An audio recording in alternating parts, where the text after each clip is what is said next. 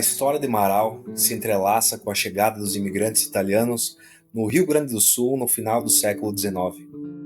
Carregando na bagagem sonhos, tradições e um profundo conhecimento sobre a terra, eles também trouxeram consigo uma arte milenar, a produção do vinho.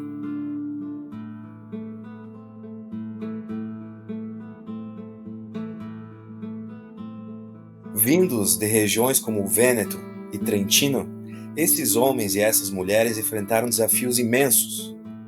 Mas um elemento os unia e lhes dava muita força: a uva. O vinho era mais do que apenas uma bebida. Era um símbolo de identidade, celebração e conexão com as suas raízes.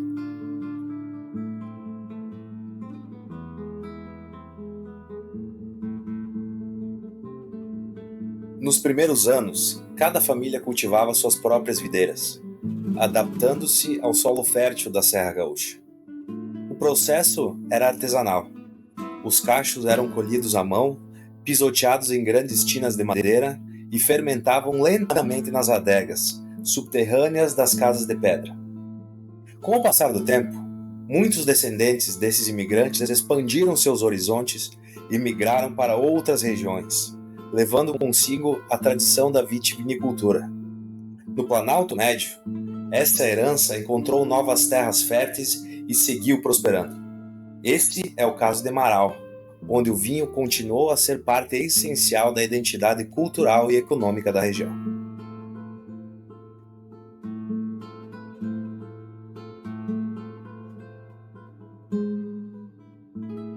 O vinho não era apenas um produto, mas um elo entre gerações. Ele estava presente nos momentos da alegria, nos encontros familiares e até mesmo nas bênçãos das colheitas. De pequenas produções caseiras a vinícolas que hoje se destacam no cenário regional, o vinho de Marau carrega séculos de tradições e heranças daqueles que transformaram essa terra fértil em um lar.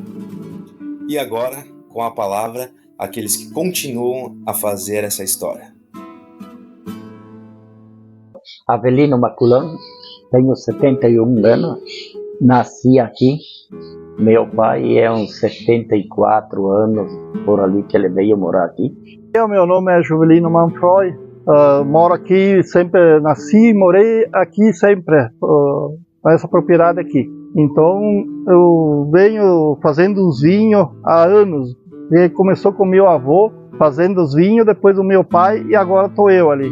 Aí, são 3 gerações já das produções de vinho.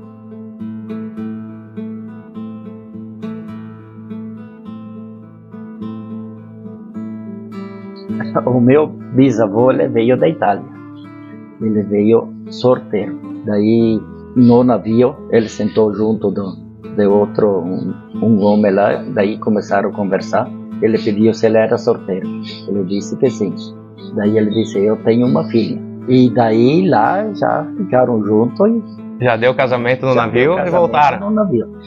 E aí chegaram aqui no Brasil ali. O senhor se lembra da cidade ou da região que eles ficaram ali os primeiros?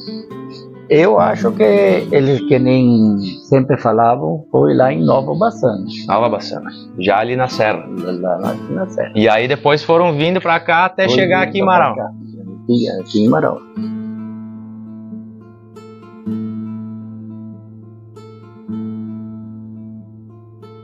Quando eu era pequeno, a gente fazia os vinhos ainda aquela época de pisar as uvas. Não era que nem hoje, né? Sim. A gente pisava as uvas. Daí nós era piazada, era criança, e a gente ficava ali pisando as uvas. E daí depois foi evoluindo, né? Daí depois começou com uma outra maquininha ali que de moer a mão, se tocava a mão.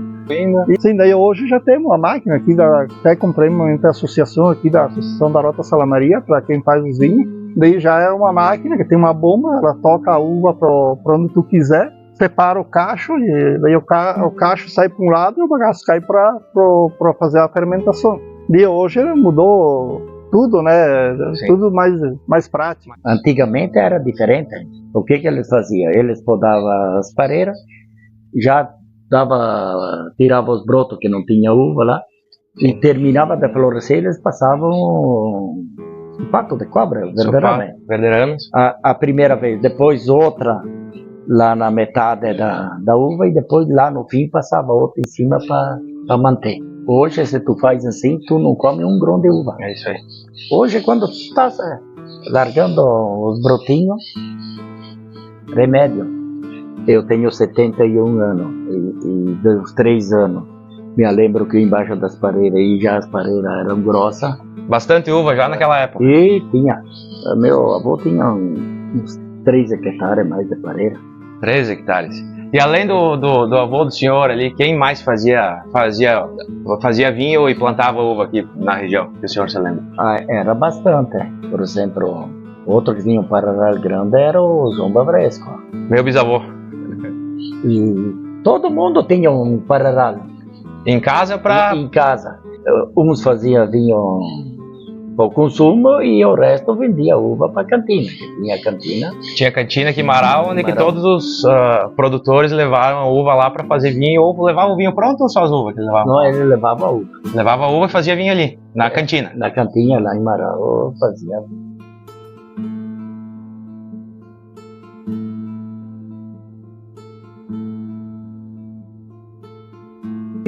Aquela época ali, a gente tinha, a única uva que tinha era a Isabel, a uva Isabel. E tinha aquela francês preta, mas aquela era mais para comer. Daí o pai também tinha um pedaço ali que era aquela uva francês preta, que hoje é difícil até de achar. Tem ainda alguém que tem algum pouquinho, alguns pés. Todo mundo fala dessa francesa. Antigamente era mais comum que tinha, era junto mais com a Isabel, né? Isso, e daí eram as únicas 2 uvas que você tinha nessa época lá, eram essas uvas aí que tinha o meu pai, né? Sim. Hoje não, hoje vamos supor, eu tenho essas uvas de mesa, eu tenho a Rainha Itália, tenho a Rubi, tenho a Perlona, tenho aquela bananinha, tenho a Niagara branca e rosa, é as variedades que eu hoje tenho, que estou cultivando. Daí eu compro a uva que eu quero fazer os vinhos, daí eu compro a uva, cada ano muda um pouco. Mas eu compro mais agora é a Bordeaux, a Cabernet, a Merlot. Comecei esse ano a fazer o Merlot, é o primeiro ano que eu estou fazendo o Merlot. Daí. Primeiro ano? Primeiro ano. Tá. Daí compro a Moscato Canelli, que é uma uva que usam bastante para fazer espumante. Para fazer espumante.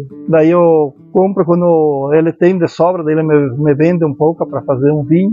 E mais a Niagara e a Lorena, daí eu faço vinho da Lorena também e da Niagara, que seria os vinhos brancos. Sim. Naquela época lá, olha, 99% era Isabel comum, né? Isabel comum. Essa é Isabel. Depois, com o tempo, saiu a Niagara. A Niagara. A Niagara branca e a rosada. E a rosada. Mas isso aí faz quase uns 50 anos. Por exemplo, eu tenho 22 variedades. 22 variedades. Você lembra de cabeça todas? Não. Tem a Lorena. E tem a Isabel preta e tem a Isabel cor-de-rosa. Que, por exemplo, se tu vai, quando sai a degustação de vinho, lá, tu bota Isabel branco. Ele diz, não tem como nós dar nota porque é Isabel branco. Só que aquela lá, eu esmago, não fica 5 minutos junto com a casca. Ele ferve sozinho. Fica um vinho branco bom de tomar. E outra coisa também, vamos supor que nem eu mudei, porque ali onde eu tenho o pareralho da uva de mesa, eu tinha o pareralho para vinho, né? Que tinha sido ainda meu falecido pai que tinha plantado, né? Sim. E daí eu tirei justamente para plantar essas uvas de mesa ali, porque daí a gente começou com essa rota da Salamaria, né? E daí tinha as visitas daí nessa época aqui, que era a época da uva, e o pessoal vinha e queria comprar uva. E daí a gente não queria vender a uva porque a gente queria fazer o vinho.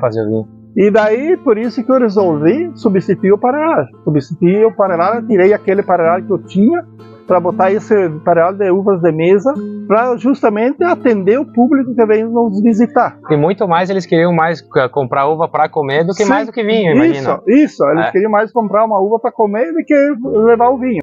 Lá que quando que plantamos o parelagem, o pai já tinha cantina, só era outra casa. E daí foi feita essa aí, era pipa de madeira, mas tinha 5 pipas.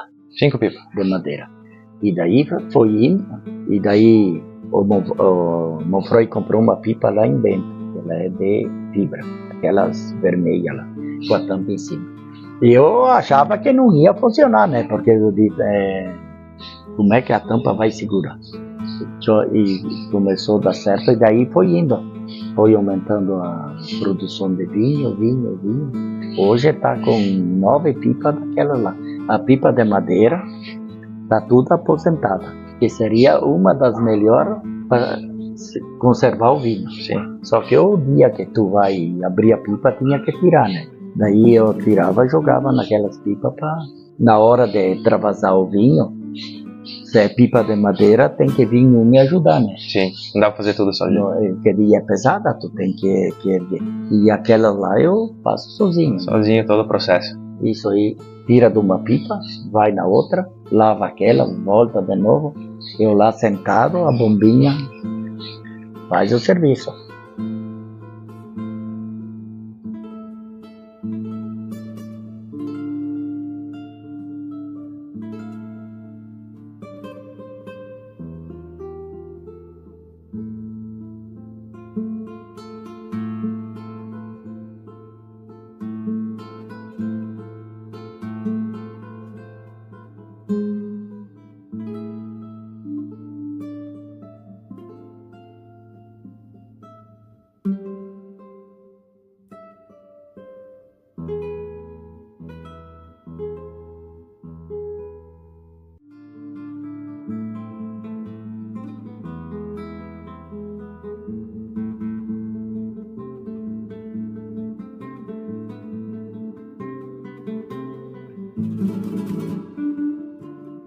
De meio-dia e de noite, a minha taça de vinho não falha nunca.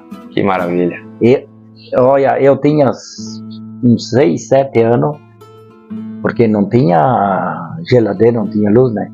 Então eu ia no porão, 11 da manhã, pegar 1 litro. E daí o pai me dava um tantinho assim para nós, cada um. E ele tomava 2 copos e de noite de novo. E sempre tomei vinho.